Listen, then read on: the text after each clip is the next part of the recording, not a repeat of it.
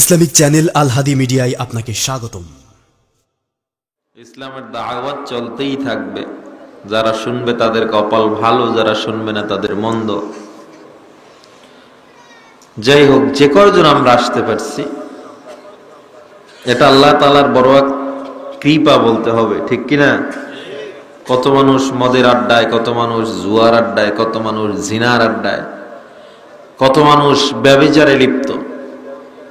আল্লাহ সমস্ত গুনাহের থেকে আমাদেরকে হেফাজত করলেন, বিভিন্ন ঝগড়া ফাসাদ থেকে, ফিতনা থেকে মুক্ত করে দ্বীনি এক মহতি এই জলসায় আমাদেরকে আসার তৌফিক দান করলেন। আল্লাহর দরবারে আবার শুকর আদায় করি, আলহামদুলিল্লাহ। ঠান্ডা সবার লাগতেছে, আমারও লাগতেছে, আপনাদেরও লাগতেছে, ঠিক কিনা? তাই যতটুকু আলোচনা হবে আল্লাহ জানো বক্তা শ্রোতা সবাইকে আমল করার তৌফিক দান করেন। আয়াতটা পড়েছি, সুপরিচিত একটি আয়াত, সবাই জানেন, আপনারা পড়েন।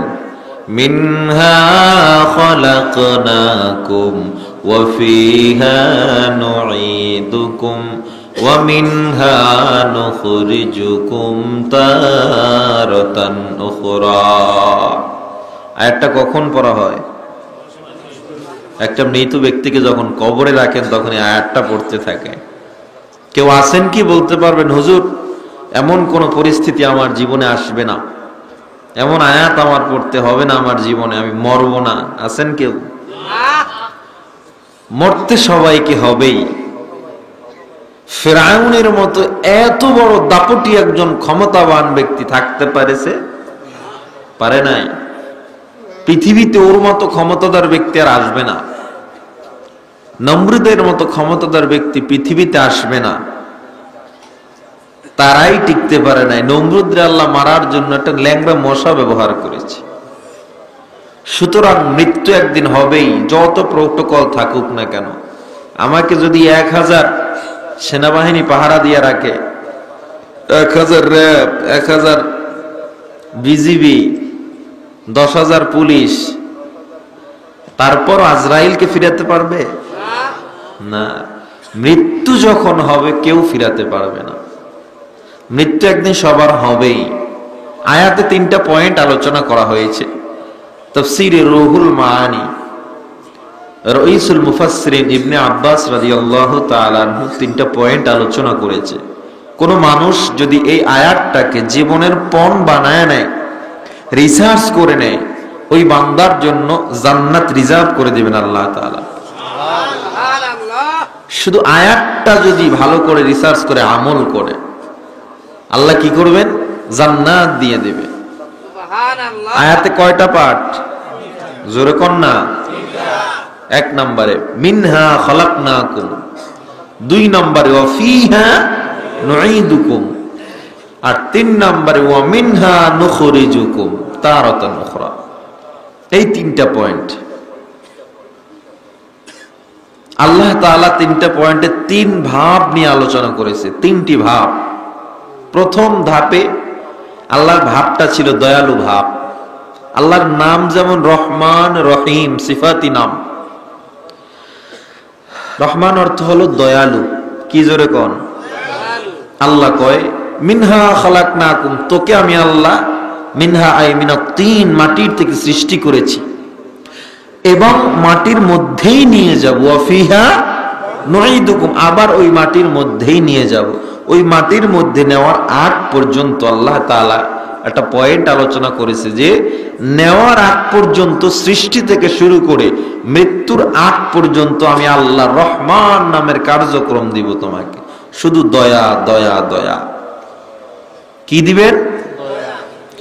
ওয়া ফিহা নুঈদুকুম, আবার যখন কবরে নিব তখন আরেকটা কার্যক্রম শুরু হবে। আমায় আল্লাহর নাম আর একটা কহার। কি জোরে কোন? আল্লাহ অনেক রাগী। আল্লাহকে মৃত্যুর আগে তোরে আমি রাগটা দেখাবো না, আমার রাগটা দেখবি বাদাল মাউত, মৃত্যুর পরে দেখবি আমার রাগ কি পরিমাণ। ঠান্ডা মানুষ মেজাজ গরম হয় না, মেজাজ যদি গরম হয় দুনিয়া কিছু ঠিক থাকে না, ঠিক কিনা? আল্লাহ তো যেমন দয়ালু, রাগটাও তো তেমন। এত দুই নম্বরই করে মানুষ, এত বদমাইশি করে, এত অং সান সূচির মতো সন্ত্রাসীকে আল্লাহ কেন মারেন না?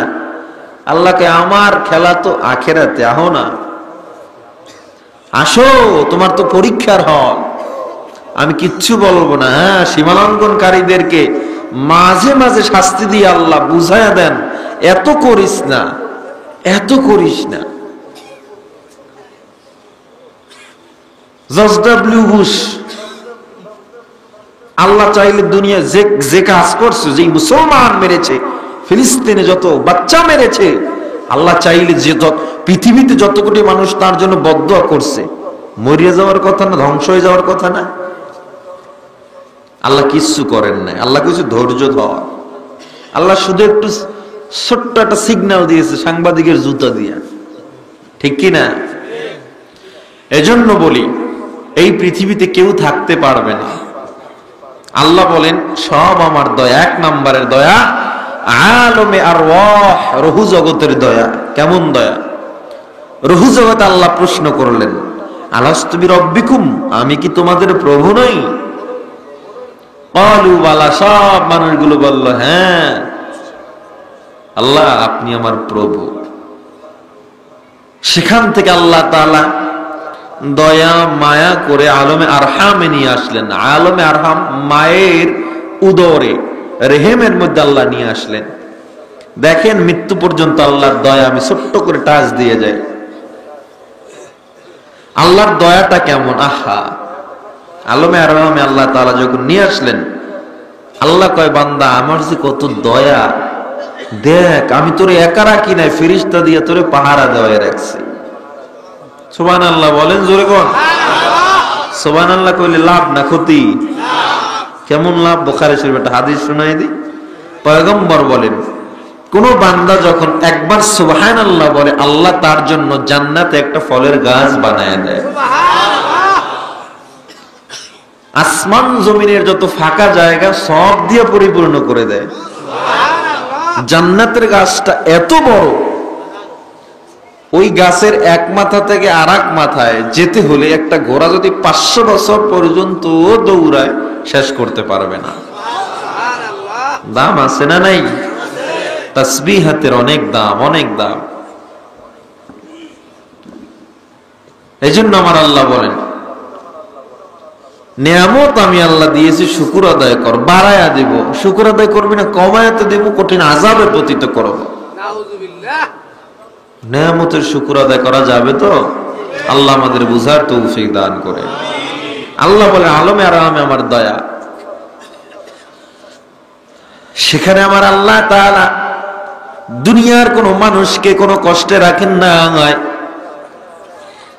আমার আল্লাহ তাআলা জানায়া দেয়, বান্দা আমি আল্লাহ বড় দয়া ও মায়া করিয়া মায়ের গর্ভে তোরে ফেরেশতাদের মাধ্যমে লিপিবদ্ধ করে রেখেছি।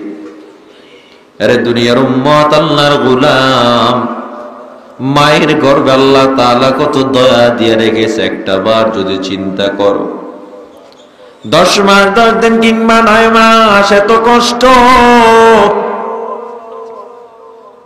আমার আল্লাহ জানায়া দেয়, মানুষ আমি আল্লাহ তাআলা তোরে মায়ের গর্ভে রাখছি। শুধু তাই নয়, মায়ের গর্ভ থেকে দুনিয়ায় আসায় আমি আল্লাহর একটা বড় দয়া ছিল। এই দয়াটা কত মাপ, বড় মাপের জানো? আমার আল্লাহ জানায় দেয়, 10 মাস 10 দিন রাখার পর দুনিয়াতে আসার সময় মায়ের এত কষ্ট হয়েছে, এরপর আমি আল্লাহ তোরে জীবিত আনছি। বিজ্ঞান বলে কোন মানুষের ব্যথা যদি 32 ডিগ্রি হয়, মানুষ আর বেঁচে থাকতে পারে না। আর আমরা যখন দুনিয়ার জমিনে মায়ের গর্ভ থেকে আসলাম, মায়ের ব্যথা ছিল 56 ডিগ্রির উপরে, এরপরেও মা কেমনে বেঁচে রইল? 650 বছর বিজ্ঞান রিসার্চ করে আজ পর্যন্ত বের করতে পারে না মা কেমনে বেঁচে থাকে। একমাত্র 650 বছর পর তারা মানতে বাধ্য হয়েছে মা একমাত্র উপরওয়ালার দয়ায় বেঁচে থাকে। আমার আল্লাহ প্রমাণ করে দেয়, মানুষ টাকা দেখ, এই যে আমি আল্লাহ দয়া করেছি বিধায় তোরা দুনিয়ার জমিনে আসতে পারছো বান্দা। দুনিয়ার জমিনে আসার পর কোন পশু পাখি তার রিজিকের জন্য তারা ব্যস্ত হয়ে যায়, আর আমি আল্লাহ তোর দুনিয়ার জমিনে যখন আসছি, তোর দুনিয়ার জমিনে আনলাম, তুই তো লড়তেও পারো না, খাইতেও পারো না। আমি আল্লাহ বড় দয়া মায়া কইরা তোর মায়ের বুকে এমন একটা ফ্লাগ সৃষ্টি করে দিছি বান্দা, তোর মনটা খারাপ পাবে, তোর খারাপ পাবি না, মরে যাবি। আমি আল্লাহ দয়া করি এত সুন্দর করে এত পুষ্টিকর খাদ্য তোর মায়ের বুকে দিয়া দিলাম।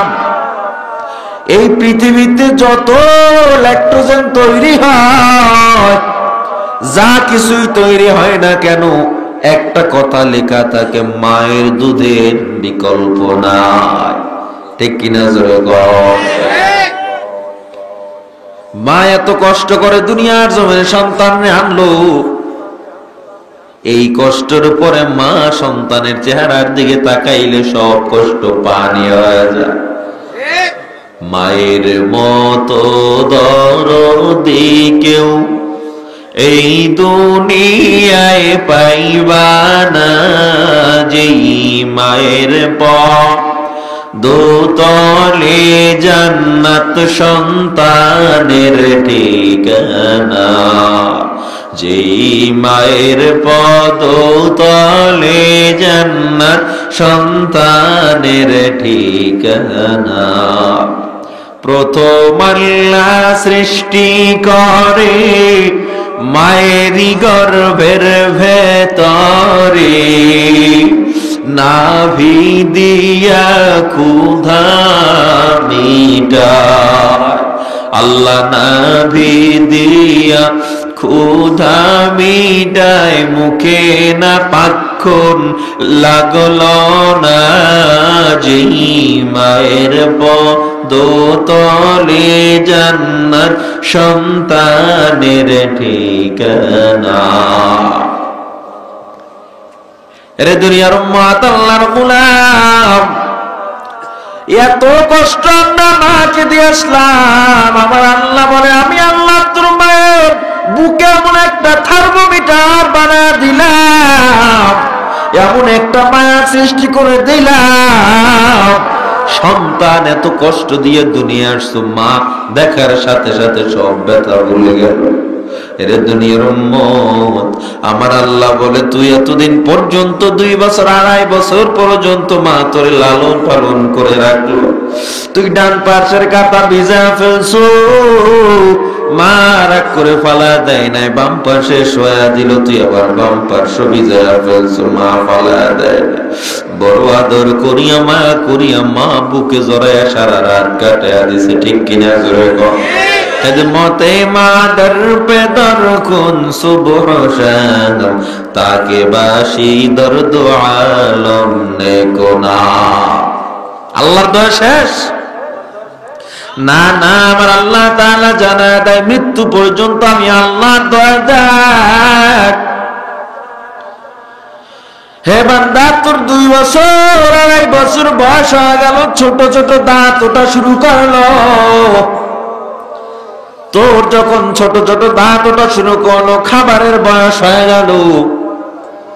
বান্দা, তোর ভাত খাবারের বয়স হয়ে গেল। দেখ, তোর মুখে একটা খানা দেওয়ার জন্য, একটা ভাত দেওয়ার জন্য আমি আল্লাহ মাঠে ময়দানে কত কৃষককে কাজে লাগাইয়া দিছি। বান্দা গো, তুই ভাত খাবি, শুধু শুধু ভাত খাবি, মজা লাগবে না। আমি আল্লাহ তাআলা তোর জন্য সমুদ্রের ভিতরে 1 প্রকার নয়, 2 প্রকার নয়, 1000 প্রকারের মাছ তৈরি করে দিলাম। তোর রুই মাছ খাইতে ভালো লাগে না, কাতলা মাছ খা। কাতলা মাছ ভালো লাগে না, ইলিশ মাছ খা। ইলিশ মাছের মাথা এক রকমের মজা, ইলিশ মাছের লেঞ্জায় আলাদা মজা, ইলিশ মাছের পিঠেও আলাদা মজা, পেটের মাছে আলাদা মজা, ইলিশ মাছের ডিমের মধ্যে আলাদা মজা। বলো তুই, হরেক রকমের মজা একটা মাছে কে দান করেছে? আমার আল্লাহ কয়, দয়া দেখ বান্দা। শুধু তাই নয়, তোর মাছ ভালো লাগে না, গোশত খা। তোর মুরগি ভালো লাগে না, গরুর গোশত খা, গরুও ভালো লাগে না। ছাগল মহিষের গোশত খা, তোর কোনো গোশত ভালো লাগে না। জঙ্গলের মধ্যে তাকা দেখা যায় পোকা পাখি, আমি আল্লাহ তোর জন্য হালাল করে দিলাম, খা বান্দা খা। আমার আল্লাহর দয়ার বর্ণনা দিয়ে শেষ করা যাবে না। আমার আল্লাহ কয় বান্দা খা, কারো সামনে তাকায় দেখ তোর মাছ গোশত ভালো লাগে না, আমি আল্লাহ এক প্রকার নয়, দুই প্রকারের নয়, সবজি দিলাম হাজার প্রকারের, কত রকমের ফল দিয়া দিলাম কা।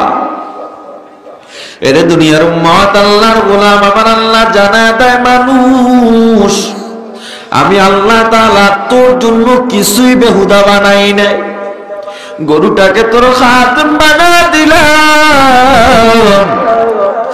একটা গরুরে সারাদিন হাল চাষ করানোর পর তুই যখন ওই গরুটাকে গোয়াল করে বাঁচছো, বাছুরটাকে একটু দূরে বাঁচছো, বাচ্চাটা দূরে বাঁচছো। রাত্র যখন গভীর হয়ে যায়, বাচ্চাটা মায়ের কাছে দুধ চায়, রসে দিয়া গলাটারে বাইদা রাখছো, যেতে পারে না। হে দুনিয়ার উম্মত, আল্লাহর গোলাম, ওই বাচ্চাটা মায়ের দিকে তাকা তাকা তখন দুধ চায়, আমার আল্লাহ বনি আদমকে ডাক দেয়া কয়, রে বনি আদম তাকা দেখ, তুই ওই দুধ খাবি বলে বাচ্চাটারে দূরে রাখছো। সকাল বেলা যখন হয়ে যায়, ওই বাচ্চাটাকে তুই দূরে রাইখা দুধ দহন কইরা বাচ্চাটাকে ছেড়ে দে, অল্প দুধ খায়া বাচ্চা বেঁচে থাকে। কার দয়া করে বলে? এই যে মাটির নিচে কেঁচো আছে না, কেঁচো চিনেন? এই কেঁচোটাও আল্লাহ বেহুদা বানায় না, এটাও আল্লাহ বেহুদা বানায় না মানুষের জন্য। যেমন এই কেঁচো এমন একটা রাসায়নিক উপাদান কেঁচোর মধ্যে পাওয়া যায়, পদার্থ বিজ্ঞান বলে একটা শশার আটি বিচি লাগাইলে সেখান থেকে সর্বোচ্চ 3 থেকে 4টা শশা হওয়ার কথা। একটা কুমড়ো চারা লাগাইলে বেশি কুমড়ো হবে না, মাত্র 2-3টা কুমড়ো হবে। একটা মরিচের চারা লাগাইলে 3-4টা মরিচ হওয়ার কথা।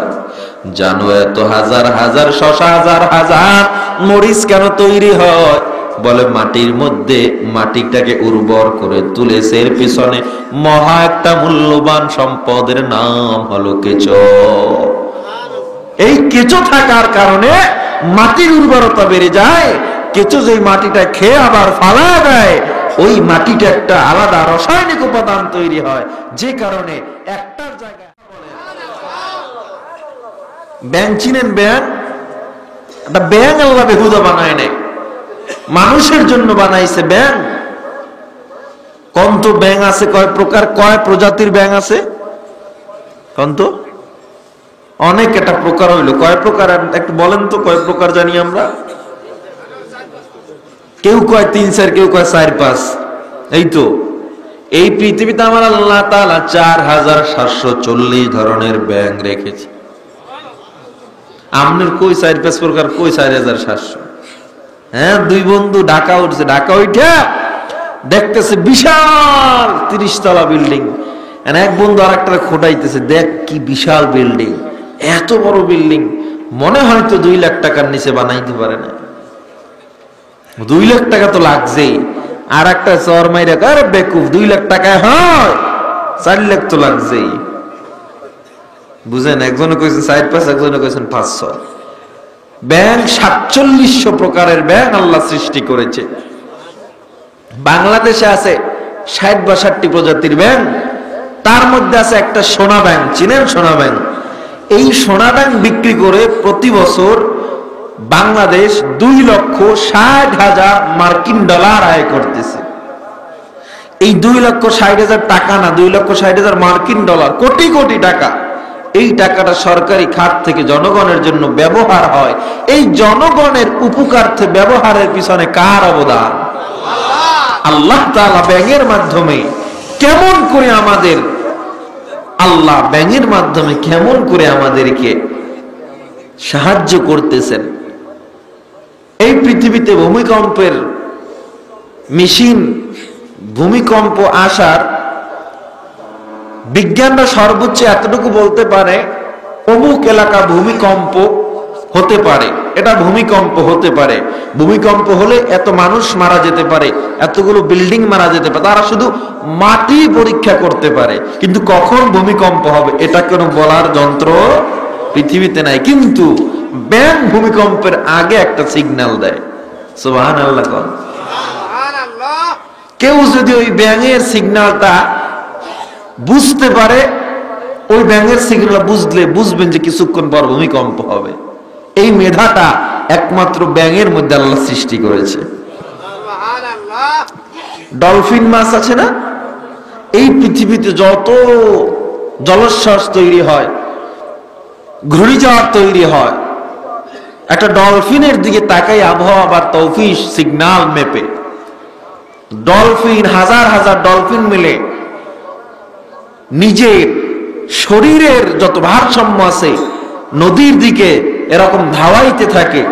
তো যেই জলোচ্ছ্বাস গুলো তৈরি হয়, যে পরিমাণ জলোচ্ছ্বাস পৃথিবীতে আছে, যত পরিমাণ ঘূর্ণিঝড়, ডলফিন না থাকলে প্রত্যেক সেকেন্ডে সেকেন্ডে ঘূর্ণিঝড় হতো পৃথিবীতে। ডলফিন শুধু ফিরায় রাখে ঘূর্ণিঝড় গুলো।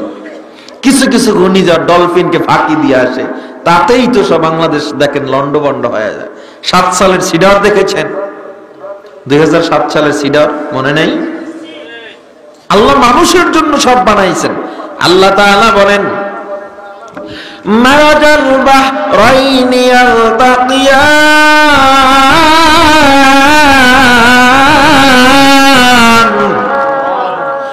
বাইনাহুমা বারযাখুন লা ইয়াবগিয়ান।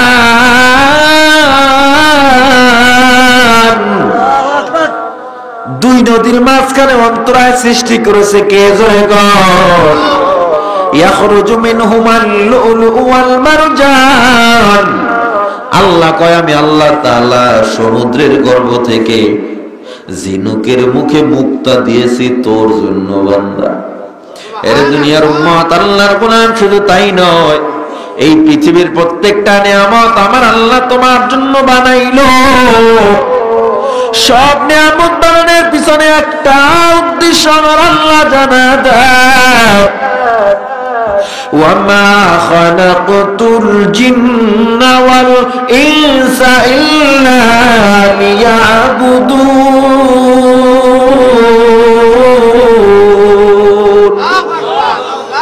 আমার আল্লাহ জানায় দেয়, বান্দা এত নিয়ামত দিলাম, ভরপুর নিয়ামত দিয়া দিলাম, আমি আল্লাহর একমাত্র উদ্দেশ্য আমি আল্লাহর ইবাদত করবি, আর কিচ্ছু করবি না। কার ইবাদত করব? আর জোরে কোন কার ইবাদত করব? আল্লাহর ইবাদত নাকি মানুষের ইবাদত? সমাজে দেখা যায় এই কপালটা আমার আল্লাহ কয় সেজদা দিবি, আমার আল্লাহকে মানুষ সেজদা দেয়, বাবাকে, পীরকে। আছে না নাই? আল্লাহ কয় কপালটা বানাইলাম আমার জন্য, সেজদা দিবি আমি আল্লাহকে, আর তোরা সেজদা দাও গিয়া পীরের পায়। বলেন তো, পীর কোনদিন মানুষকে জান্নাতে নিতে পারবে নাকি? আর যখন নিতে পারবে নাকি? পীর মানুষকে জান্নাতে নিতে পারবে না। জান্নাতে নিতে পারবে একমাত্র আমার আল্লাহ। পীরের সর্বোচ্চ ক্ষমতা মানুষকে সঠিক পথ দেখায় দিবে, এইটা সঠিক পথ, এইটা বেঠিক পথ, এইটা যদি তোমরা মানো জান্নাতে যাইবে, এটা না মানলে জাহান্নামে যাইবা। এর বাইরে কিছু আছে নি? এই পীর সমাজে কিছু না বললেই নয়, এমনও পীর আছে, এমনও পীর আছে যেই পীরের দাড়ি নেই, এমন পীর ল্যাংটা ল্যাংটা পীর হয়ে বইরিস। আছে না নাই? ল্যাংটা দরবারে কেন গেছো? কয় মাল আছে। কি আছে? কয় মাল তো সব দেখাইয়া দিলে, আর ভিতরে আর কি আছে? ল্যাংটার দরবারে যায় পানি পরানতে, 30 দিন 40 দিন একটা ল্যাংটা গোসল দেয় না, হ্যাঁ আবার পীর সেজে বয়ে রয়েছে। দেখছেন অবস্থা? ও যদি পীর একটা পাগল হতে কোনো অপরাধ করে না, পাগল তো 30 দিন 40 দিন 1 বছর গোসল দেয় না, হেও তো বড় পীর হয়ে আছে। গাছ থেকে ফাটা ছাগলের খারাপ থেকেও খারাপ গন্ধ আছে একটা পীরের গা থেকে। এটা পীর না ভণ্ড? হায় হা। অনেকে কয় পীর বাবা আমার ভবিষ্যৎবাণী করে দিয়েছে, মিলে গেছে। আছে না নাই? পীর আমারে সন্তান দেয়, রিজিক দেয়, আছে না নাই? জোরে কোন নাউযুবিল্লাহ। রিজিক দেওয়ার মালিক কে? সন্তান দেওয়ার মালিক কে? কোন মানুষকে রিজিক দিতে পারবে না, সন্তান দিতে পারবে না। সন্তান দেওয়ার মালিক একমাত্র আল্লাহ। বকশিবাজার 3টে বিশাল এক রুম বানাইছে। পীর বাবা তার মুরিদদেরকে বলতেছে, যত মানুষ যায় তার ভবিষ্যৎবাণী করে দেয়, তার সমস্যা সমাধান করে দেয়। এক বুড়া মিয়া গেছে, যাই কয় বাবা, কয় চুপ করেন, আমনের পোলা আমনের খাওয়ায় না, এটাই তো কইবেন। বুড়া মিয়া অবাক হয়ে গেছে, কেমনে? পীর বাবাই বললো আমার সন্তান আমারে খাওয়ায় না। আর এক মহিলা গেছে, বাবা কয় চুপ কর, তোর স্বামী তোরে মারে, ভালো পায় না, এটাই তো কবি। মহিলা অবাক হয়ে গেল, স্বামী কেমনে মারে আমারে, পীর বাবায় কেমনে জানলো? একটা যুবক দাঁড়াইলো, পীর বাবা রাগ দেয়া কয় থামো, তোমার চাকরি হয় না, এইটাই তো কইবা। যুবক অবাক হয়ে গেল, কেমনে পীর বাবা পারছে? আপনারা জানেননি কেমনে পারছে? জানবেন কেমনে? এরে দুনিয়ার উম্মত, আল্লাহর গোলাম পীর বাবা তার চালা চামুন্ডা কিছু মুরিদ বাইরে দাঁড় করায় রাখছে। বাইরে দাঁড় করায় 3টা গেট বানাইছে সামনে। মুরিদরা আগে শিখানো আছে, যেইটা চাকরি হয় না আরে ডাইন দরজা দিয়ে ঢুকায় দিবি। পীর বাবা তাকায় তাকে ডাইন দরজা দিয়ে কেডা ঢুকে, ঢোকার লগে লগে কয় তোর চাকরি হয় না। দেখছেন নি? মধ্যের দরজা দিয়া যেইটারে বউ, যেই বউরে ফিডা এইটারে ঢুকায় দিবি মধ্যের দরজা দিয়া। আর যেই বুড়া মেয়ারা সন্তানের কথা শোনে না, সন্তান বুড়া মেয়ারের কথা শোনে না, ভালো পায় না, আরে বাম দরজা দিয়ে ঢুকায় দিবি। এমন পীর তো আপনি হইতে পারবেন। শুরু করবেন না একটু, চাকরিটা শুরু করেন। আল্লাহ আমাদের হেফাজত করেন, বলেন আমিন। আরো জোরে বলেন আমিন। ওয়ামান আহসানু কাওলাম মিম্মান দাআ ইলাল্লাহ ওয়া আমিলা সালিহান ওয়া ক্বালা ইন্নানি মিনাল মুসলিমিন।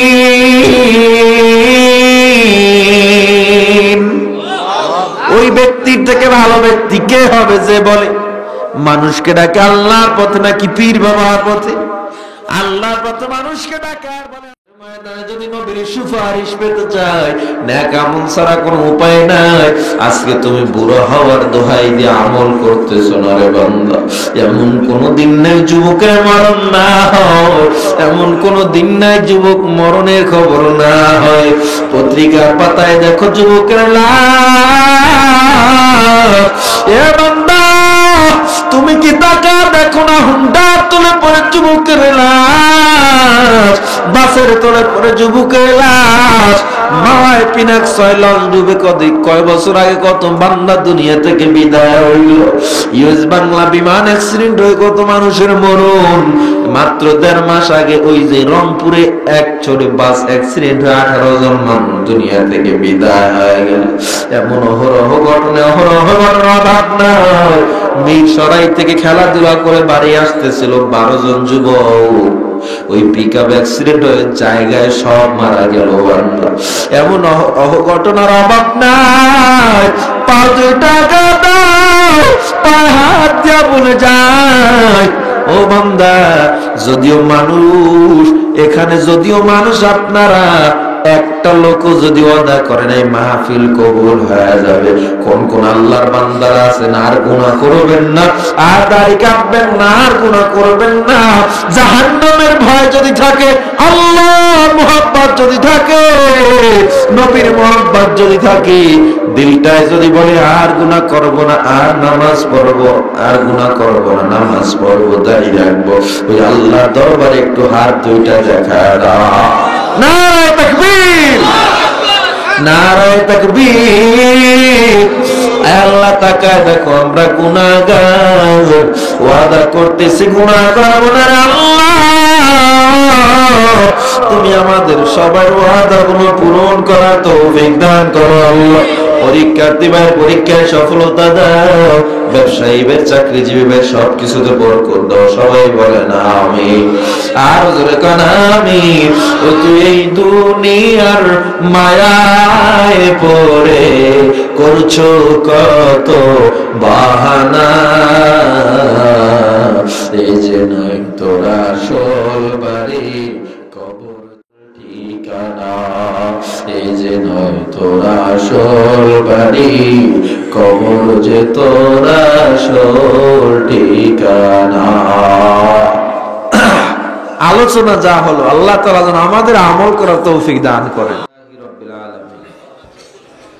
ربنا ظلمنا أنفسنا وإن لم تغفر لنا وترحمنا لنكونن من الخاسرين ربنا آتنا في الدنيا حسنة وفي الآخرة حسنة وقنا عذاب النار رب ارحمهما كما ربياني صغيرا সবাই মা বাবার জন্য পড়েন রব্বির রহমহুমা কামা রব্বায়ানি সগীরা। اللهم اجعلني في عيني صغيرا وفي أعين الناس كبيرا يا قاضي الحاجات يا دافي البليات يا حلال المشكلات يا مجيب الدعوات يا أرحم الراحمين। আয় আল্লাহ, গভীর রাত, অত্যন্ত ঠান্ডার মধ্যে তোমার কিছু আশিক বান্দা ঠান্ডার দিকে না তাকাইয়া শীতের দিকে না তাকাইয়া চলে আসছে আল্লাহ। আয় আল্লাহ, বড় আদর করে বান্দা বানাইছো, আজকে তুমি আমাদের রাগ করে জাহান্নামে ফেলে দিবে না রে আল্লাহ। আমাদের একটা বান্দাকেও তুমি তোমার খাঁটি গোলাপ খাঁটি মুমিন না বানায়া কবর নিও না রে আল্লাহ। আয় আল্লাহ রব্বুল আলামিন, আয় আল্লাহ, তুমি যদি রাগ করে জাহান্নামে ফেলায় দাও তোমার কোনো লাভ নাই রে মালিক, আর যদি তুমি রাগ করে জাহান্নামে ফেলাও লাভ নাই, খুশি হয় যদি জান্নাতে দাও কোনো লস নাই। আপন বান্দা তোমার রহমান নামের দিকে তাকায় আমাদের জীবনের গুনাহগুলি মাফ করে দাও। আয় আল্লাহ, আমরা যারা হাত উঠাইলাম জানি না কার মানা, আয় আল্লাহ জানি না কার বাবা নাই, অন্ধকার কবরের আসামি হয়ে গেছে আল্লাহ। আয় আল্লাহ, তোমার দরবারে পড়ে যেই মা এত কষ্ট করে লালন পালন করেছে, গর্ভে ধারণ করেছে, ওই মায়ের কবরটা জান্নাতের বাগান বানায় দাও। যেই বাবা কষ্ট করে চৈত্র মাসে রোদে পেটটারে পোড়াইয়া এত কষ্ট করেছে সন্তানের জন্য, আল্লাহ বাবার কবরটাও জান্নাতের বাগান বানায় দাও আল্লাহ। আল্লাহ, আমরা যারা হাত উঠাইলাম, অনেকে আল্লাহ তাআলা, অনেকের মা অসুস্থ, বাবা অসুস্থ, স্ত্রী সন্তান অসুস্থ আল্লাহ, অনেকেই আত্মীয় স্বজনের মধ্যে, অনেকে হাসপাতালের বিছানায়, ঘরের বিছানায় অসুস্থ পড়ে আছে আল্লাহ। আয় আল্লাহ, তোমার থেকে বড় ডাক্তার কেউ নাই আল্লাহ, তুমি তোমার ডাক্তারি তোমার কুদরত দিয়া বলি, তুমি সবাইকে শিফা দিয়া দাও। আয় আল্লাহ, কত মানুষ কত বড় অসুস্থ মালিক, তুমি সবাইকে সুস্থতা করে দাও। আয় আল্লাহ, অনেকে ঋণগ্রস্ত, ঋণ আদায় করার তৌফিক দাও। اللهم اجعلني في عيني صغيرة وفي أعين الناس كبيرة। আয় আল্লাহ, সমস্ত মানুষকে তুমি তোমার খাঁটি গোলাম বানায় নাও আল্লাহ। কৃষক ভাইয়ের কৃষিকাজে বরকত দাও, চাকরিজীবী ভাইয়ের চাকরিতে বরকত দাও, ব্যবসায়ী ভাইয়ের ব্যবসায় বরকত দাও আল্লাহ। এই মাহফিলের আয়োজন যারা করেছে অনেক কষ্ট করেছে, মুহতামিম ছাত্র শাগিরিদ ওস্তাদ স্টাফ সহ সবাইকে কবুল করো, কমিটিকে কবুল করো আল্লাহ। এই মাদ্রাসা যেখানে যা প্রয়োজন গায়েবী খাজানা থেকে পূরণ করে দাও আল্লাহ। আল্লাহ রাব্বুল আলামিন এই মাহফিলকে কিয়ামত পর্যন্ত কবুল করুন আল্লাহ। আল্লাহ রাব্বুল আলামিন একবার যদি হয় মক্কা মদিনায় যাওয়ার তৌফিক দাও আল্লাহ। তুমি আমাদেরকে নামাজের হালাতে মরণ দাও, মরণ দিবা মালিক তুমি কাবা বা মদিনায় মরণ দাও আল্লাহ। আমাদের সবাইকে খাঁটি মুসলমান না বানায়া অন্ধকার কবরে কাউকে ডাক দিও না আল্লাহ। ও সাল্লাল্লাহু তাআলা আলা খাইরি খালকিহি মুহাম্মাদ ওয়া আলিহি ওয়া সাহবিহি আজমাইন ওয়ারহামনা মাআহুম বিরহমাতিকা ইয়া আরহামার রাহিমিন। সর্বশেষ ইসলামিক ভিডিও সবার আগে পেতে আল হাদি মিডিয়া সাবস্ক্রাইব করে পাশে থাকা বেল আইকনটি ক্লিক করুন। ধন্যবাদ।